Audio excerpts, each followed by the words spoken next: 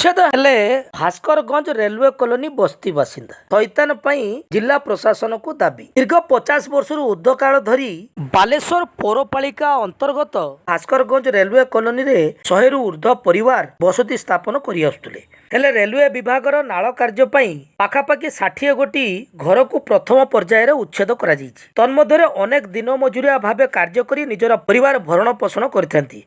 जो मानक पई एई बासस्थान ही साहा भरोसा साजिथिला। तत्सहित एमानक मध्यरे अनेक भूमिहीन रहिचंती। सेमानकु जिला प्रशासन पक्षरु सरकारक अधिनियम अंतर्गत तुरंत बासस्थान जोगाई देबाकू दाबी करा जायछि। मो ना कल्पलता बेहरा आमर भास्करगंज रेलवे कॉलोनी बस्ती बासिंदा। मु आज की दीर्घ 50 वर्ष ऊर्ध्व रहिनी किंतु आमर जागा बाड़ी नै भूमिहीन किंतु जेतेबेले तांकर प्रोजेक्ट आसिला नाळ पई से नाळ पई मु ताको से घर जागा छाडु नथले मु जाई की तांको कहिनी जे प्रोजेक्ट तांकर नाळ पई अछि तांको जागा छाड दे के हमर अवशिष्ट जति के बंचु जो आम मानको दिया जाऊ किंतु से आम मानको अवशिष्ट अंश नै नेले किंतु मु बासहीन लोक किंतु एपटे आम दी घर बासहीन रहिছে किंतु आम घर को भांगी दैछंती।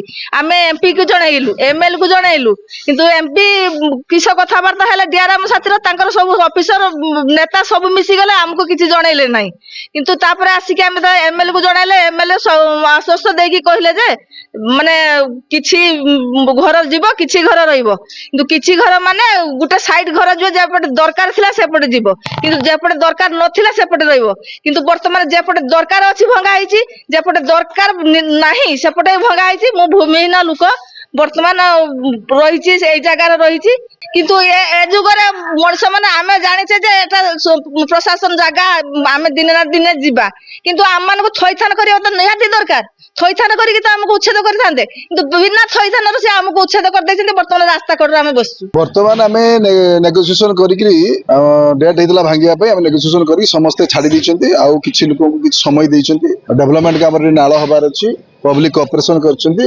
आपण माध्यम में गोटे कथा कहया पई चाहिबी एटी बस्ती रे बहुत गरीब लोक अछन्ती माने भद्र लोक भी गरीब लोक भी तांकर जागा बाड़ी नाही। आपण माध्यम रे प्रशासन ओडिशा सरकार बालेश्वर प्रशासन को आमे निवेदन करछु कि जो माने गरीब लोक भूमिहीन अछन्ती तांको तत्काल जमी अलॉट चिन्हट करी अलॉटमेंट करी प्रधानमंत्री आवास योजना घरटा कर देले से एक्चुअली माने दुखी लोक खटिले खाइबे लेबर श्रेणी लोक आंकर बहुत आवश्यकता अछि। लास्ट श्रेणी रे जे रहिछि से मध्ये बेनिफिट पाइबा दरकार अंतर्दय स्थान रे जे माने अछन से बेनिफिट पाइबा दरकार।